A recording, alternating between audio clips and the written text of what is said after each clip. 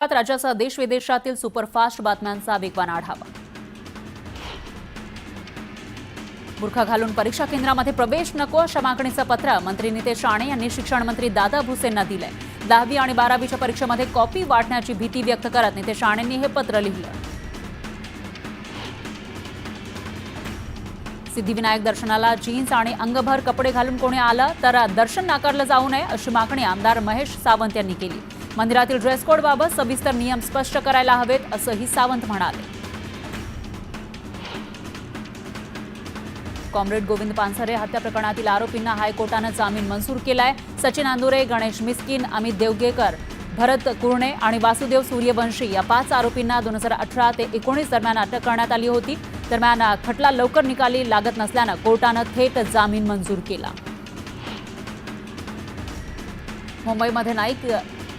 मुंबईमध्ये बाईक टॅक्सीबाबत परिवहन विभागानं मोठा निर्णय घेतलेला आहे। पुढील 2 महिन्यांमध्ये रॅपिडोसारख्या बाईक सर्व्हिस मुंबईमध्ये सुरू होणार आहेत।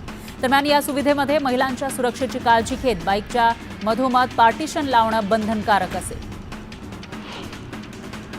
मुंबईत पुढील 5 वर्षांमध्ये वॉटर ट्रान्सपोर्ट वाढण्याचा निर्णय घेतल्याची माहिती परिवहन मंत्री प्रताप सरनाईक यांनी दिलेली आहे। पुढील 3 महिन्यांमध्ये वॉटर ट्रान्सपोर्ट आराखडा तयार केला जाणार आहे। हे प्रकल्प PPP तत्वावर चालवले जातील।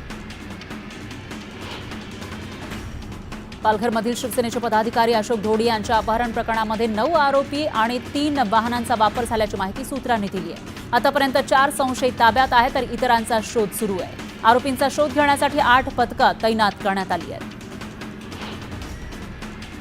बुलढाणा जिल्ह्यातील 11 गावांमध्ये मोठ्या प्रमाणामध्ये केस गळती सुरू झाली होती, पण आता आयुष, होमिओपॅथी आणि युनानीच्या पथकानं दिलेल्या औषधांमुळे पुन्हा रुग्णांच्या डोक्यावर केस उगवू लागले।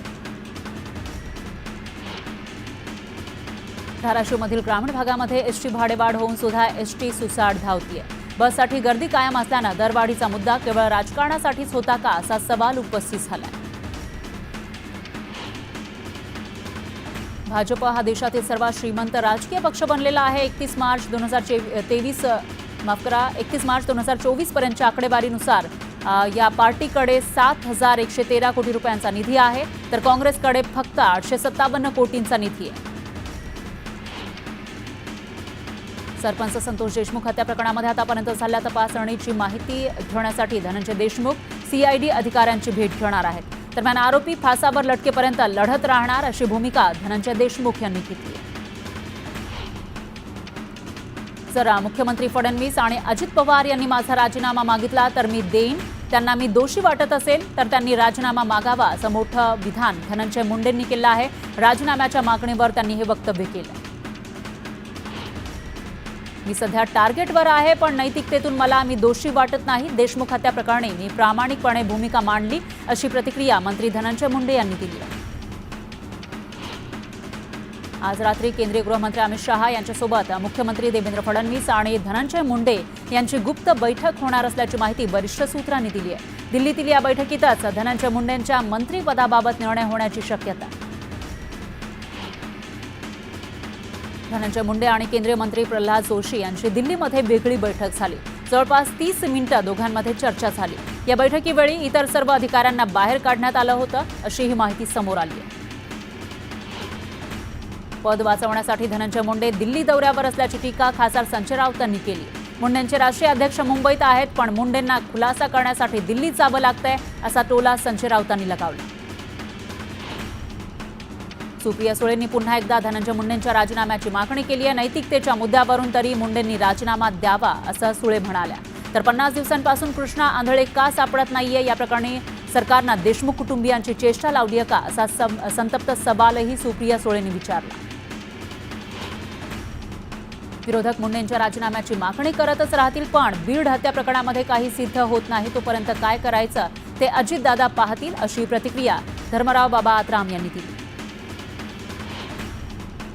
संतोष देशमुख हत्या प्रकरणामध्ये धनंजय मुंडेंचा निकटवर्तीय वाल्मिक कराडच्या अडचणीत आणखी वाढ होण्याची शक्यता आहे। या प्रकरणाची ईडीने स्वतंत्र चौकशी करावी अशी मागणी करणारी एक याचिका RTI कार्यकर्ता केतन तिरोडकर यांनी उच्च न्यायालयात दाखल केली आहे।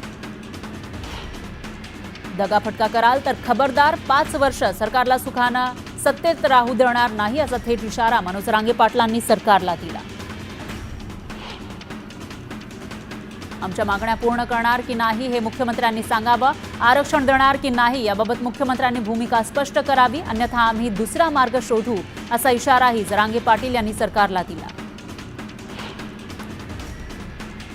मनोज जरांगेंच्या समर्थनार्थ पुण्यामध्ये मराठा समाजानं उपोषण सुरू केलंय. पुढील 10 दिवस आंदोलक उपोषण करणार आहेत. तर सरकारनं आंदोलनाकडे दुर्लक्ष केलं तर तीव्र आंदोलन करू असा थेट इशारा या मराठा समाजाच्या कार्यकर्त्यांनी दिला. मनोज जरांगे पाटलांच्या उपोषणाच्या समर्थनार्थ लातूरच्या जिल्हाधिकारी कार्यालयासमोर मराठा आंदोलकांनी जोरदार घोषणाबाजी केली. पुढील 2 दिवसांमध्ये शासनाने दखल न घेतल्यास आंदोलन अधिक तीव्र करू असा इशारा आंदोलकांनी दिला.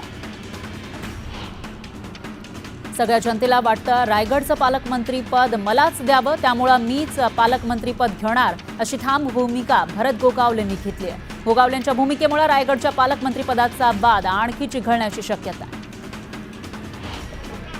भारतीय जनता पक्षाचे ज्येष्ठ नेते गणेश नाईक यांनी ठाण्यामध्ये जनता दरबार घेणार असल्याची घोषणा केली आहे.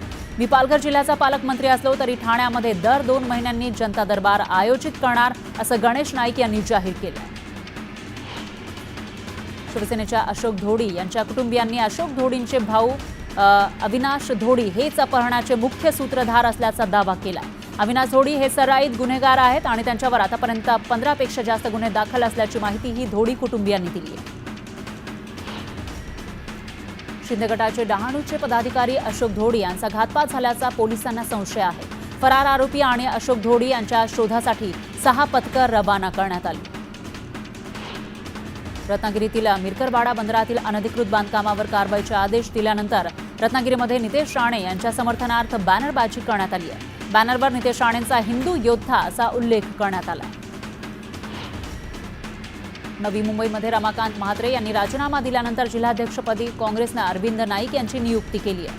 नवी मुंबईतील अनेक समस्या सोडवण्यासाठी काँग्रेस जोमानं काम करेल असं वक्तव्य अरविंद नाईक यांनी केलं.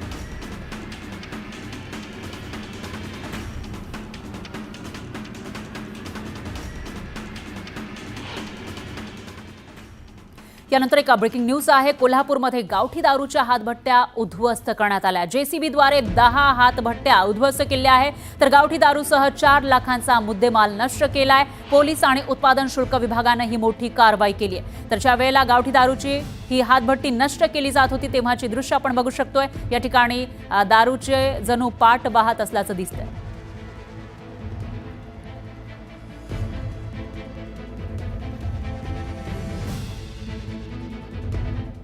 यानंतर पुन्हा घेऊयात बातम्यांचा वेगवान आढावा. पुणे म्हाडाच्या 3662 घरांची सोडत उपमुख्यमंत्री एकनाथ शिंदे यांच्या हस्ते काढण्यात आली आहे. उपमुख्यमंत्री अजित पवार यांनी व्हिडिओ कॉन्फरन्सिंगद्वारे या कार्यक्रमात सहभाग घेतला.